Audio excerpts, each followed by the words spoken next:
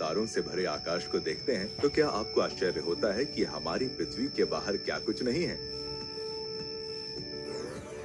पृथ्वी सौर मंडल का एक हिस्सा है, जहां सूर्य सौर मंडल के केंद्र में है। लेकिन क्या होगा अगर बाकी के तारे इसी प्रकार के दूसरे सौर मंडल का निर्माण करें? तारों के उस समूह को क्या कहा जाएगा? आखिर आकाश कितना बड़ा है जिसके छोर हमारी आंखें नहीं देख सकती हैं? क्या इसे ही हम ब्रह्मांड कहते हैं? और यदि ऐसा है तो इसमें क्या-क्या शामिल है? आइए देखते हैं हमारे सौर मंडल के बाहर क्या है।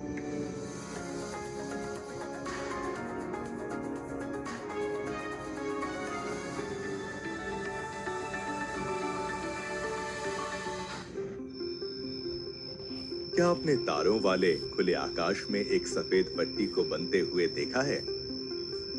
ये सफेद सी पट्टी जैसी दिखने वाली मिल्की वे नामक आकाश गंगा हमें दूर, बहुत दूर से कैसे दिखाई देती है? क्या आप जानते हैं हमारा सौर मंडल इस मिल्की वे आकाश गंगा के भीतर स्थित है। सफेद पट्टी जैसी दिखाई देने वाली मिल्की वे नदी की तरह बहती हुई प्रतीत होती है, इसलिए हमारे पूर्वजों ने इसे आकाश गंगा नाम दिया था। आकाश का अर्थ है आसमान और गंगा भारत की पवित्र नदी है जिसे द गंगा भी कहा जाता है।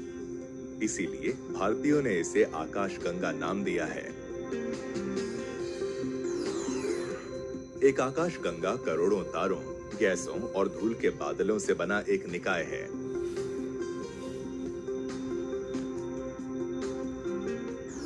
ये सौर मंडल, ग्रह, चंद्रमा,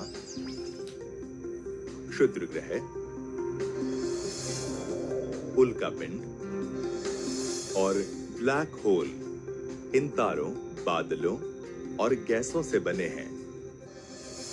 अब हम जानते हैं कि आकाशगंगा करोड़ों तारों का समूह है। क्या आप जानते हैं कि ब्रह्मांड में लाखों आकाशगंगाएं मौजूद हैं? ये असंख्य आकाशगंगाएं मिलकर ब्रह्मांड का निर्माण करती हैं। मिल्की वे, एंड्रोमेडा गैलेक्सी और वर्ग ए आकाशगंगाओं के कुछ उदाहरण हैं, जिन्हें हमारे खगोलविदों द्वारा पहले ही खोजा जा चुका है। हम जो कुछ भी जानते हैं और जो कुछ भी अस्तित्व में है, वह इस ब्रह्मांड के भीतर है। ये इतना विशाल है कि आधुनिक भी इसके विस्तार का अंदाजा नहीं लगा पाए हैं। आकाश के सभी असंख्य दृश्यमान और अदृश्य तत्व इस आकर्षक ब्रह्मांड का हिस्सा हैं। विज्ञान की रहस्यमयी शाखा, जिसे खगोल विज्ञान कहा जाता है, ब्रह्मांड के इन तत्वों का अध्ययन करती है। ब्रह्मांड विज्ञान नामक एक अन्य शाखा इस गूढ़ ब्रह्मांड के विकास और प्रकृति का अध्ययन करती है।